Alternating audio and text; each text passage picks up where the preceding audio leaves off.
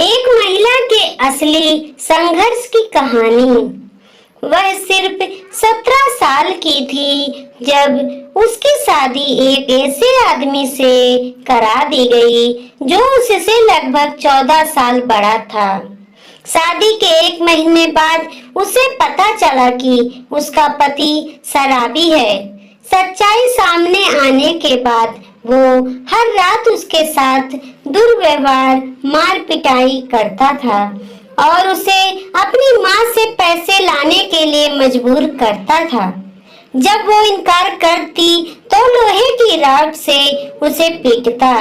उसने कई बार अपनी माँ को इन तकलीफों के बारे में बताया, लेकिन उसकी माँ ने कहा, यह हर घर की समस्या है और तुम्हें इसे खुद ही ठीक करना होगा या वो इसको सहन करना होगा।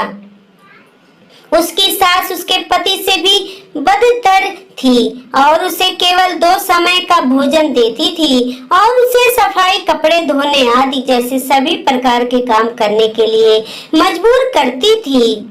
कुछ महीने बाद जब वह गर्भवती हुई तो उसके परिवार वालों ने कहा कि अगर तुमने लड़की को जन्म दिया तो तुम्हें यह घर छोड़ना पड़ेगा।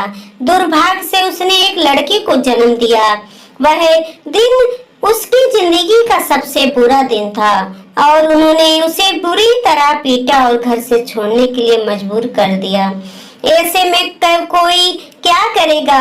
उसने आत्महत्या के बारे में सोचा, लेकिन उस बच्ची के चेहरे ने उसे रोक दिया। वह जानती है कि उसे अपनी बच्ची को सफल बनाने के लिए कड़ी मेहनत करनी होगी।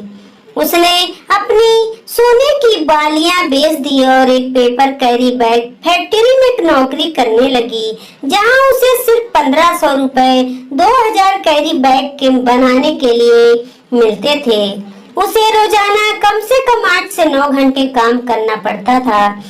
इस काम के साथ साथ उसने एक ढाबे में टेबल और बर्तन साफ करने का काम भी किया और उसने वहां रोजाना 5 से 6 घंटे काम किया और प्रतिदिन 100 रुपए बाहर से कमाने में समक्ष हो गई और वह प्रतिदिन 250 से 300 रुपए की कमाई करती थी, जो उसके बच्चे को पालने के लिए पर्याप्त थी।